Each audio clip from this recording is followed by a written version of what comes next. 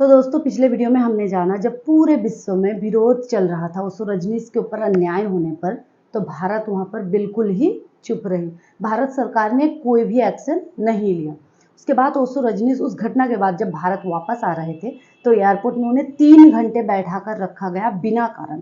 जब उन्होंने ऑफिसर से पूछा कि कारण क्या है तो ऑफिसर्स कहने लगे कि ऊपर से दबाव है। तो ओशो रजनीश का वहाँ पर जवाब था कि ऊपर कौन है जो दबा रहे हैं हमें? ये सरकार है, ये भिखमंगे हैं जो कि हमारे पास वोट मांगते हैं और हमारे ऊपर ही बैठ जाते हैं। उसके बाद 3 घंटे बाद जब ऑफिसर क्षमा मांगी उनके पास, ओशो रजनीश के पास, तब उन्होंने कहा क्षमा तुम क्यों मांग रहे हो? क्षमा तो तुम्हारे सरकार को मांगना चाहिए मेरे 3 घंटे बर्बाद करने के लिए। क्या हक बनता है तुम्हें मेरे 3 घंटे बर्बाद करने के लिए? इस वीडियो में आप लोग सुनेंगे कि ओशो रजनीश ने अपने आप को कई बार भगवान कहकर संबोधित किया। कई बार, मैंने तो पहली बार सुना, आप लोग भी सुन लेंगे। मैं छोटा सा क्लिप जरूर ऐड करूंगी। भगवान ने जो कम्यून अमेरिका में स्थापित किया था उसे नष्ट करना चाहते थे कि हम भगवान को जेल में बंद नहीं कर सके क्योंकि उनके ऊपर कोई जुर्म नहीं है। भगवान ने जो कम्यून अमेरिका में स्थापित। उसके बाद ओशो रजनीश ने कहा कि मैं भारत सिर्फ इसलिए वापस आया हूं ताकि मैं भारत की जनता को ये आगाह कर सकूं कि मैं जब भी अभी दुनिया के दौरे पर जाता हूं तो जगह जगह मेरे लिए बहुत मुश्किल होती है। कम से कम तुम अपने लिए सरकार पर आवाज़ उठाना, दबाव डालना। इस घटना के 2 दिन बाद ही अमेरिका के सबसे बड़े कानूनविद ने पत्रकारों को जवाब देते हुए अपने उत्तर में कहा कि हम भगवान को जेल में नहीं रख सके। कारण यह है कि वो बिल्कुल निर्दोष है, उनका कोई जुर्म नहीं है। इसके बावजूद भी उन्होंने ओशो रजनीश के ऊपर 60 लाख का जुर्माना भर दिया, 60 लाख रुपए फाइन कर दिया। तो यहाँ पर भारत सरकार को ये पूछना चाहिए था किस कारण में, अगर जब उनका कोई जुर्म है ही नहीं, वो जब बेकसूर है, तो 60 लाख रुपया किस बाबत में वो दे।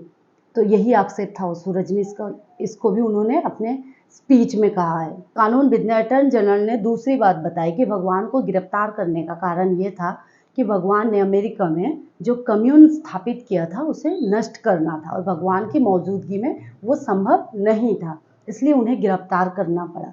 तो यहाँ उस कम्यून की क्या गलती थी? गलती ये थी कि एक डेजर्ट, जो एक बरसों से डेजर्ट पड़ा था, उसे हरे भरे उद्यान में परिवर्तन करना। 5000 सन्यासियों ने अपना मकान खुद बनाया, अपने रास्ते खुद बनाए थे और ये सिद्ध कर दिया था कि एक डेजर्ट में भी स्वर्ग स्थापित हो सकता है। तो ये बातें वहाँ के राजनीतिविदों को खल रही थी। लोग उनसे सवाल कर रहे थे कि बाहर से आए हुए लोग एक मरुस्थल को स्वर्ग बना सकते हैं, तो तुम लोग इतने दिन क्या करते रहे हो? ये सवाल उन्हें बहुत ज़्यादा खल रही थी। कानूनविद ने ओशो को गिरफ्तार करने का तीसरा कारण बताया कि वो नहीं चाहते थे कि ओशो इस दुनिया में एक पैगंबर हो जाए। उन्हें जेल होगी, उनका रुतबा एक शहीद जैसा होगा, उनके सन्यासियों के मन में जोश खरोश पैदा होगी जो कि जीसस के सूली में चढ़ने के बाद हुई थी। उन लोगों की दिली इच्छा यही थी कि वो ओशो को जान से मार डालते, पर कारण बस यही था कि पूरे दुनिया में इसका विरोध चल रहा था, सिर्फ भारत को छोड़कर। भारत में छोटा मोटा विरोध हुआ पर इसमें सरकार का कोई हाथ नहीं था। सरकार सिर्फ ये चिंता में व्यस्त थी कि अमेरिका से कैसे न्यूक्लियर बॉम्ब बने, इसकी तरकीब कैसे मिले, इसका सामान कैसे मिले।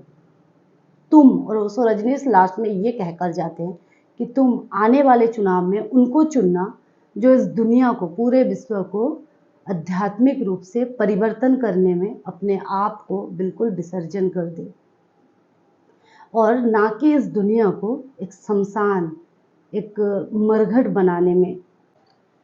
तो दोस्तों ओशो रजनीश की ये स्पीच आप सबको कैसी लगी ज़रूर बताना। भारत के प्रति, भारत के सरकार के प्रति उनकी इतनी आक्षेप सुनकर अभी बहुत दुख लगता है कि ये दुनिया कभी भी एक अच्छे इंसान को, एक फरिश्ते को कभी समझ नहीं पाई, कभी सच्चाई का साथ नहीं दे पाई और ना ही कभी दे पाएंगे शायद।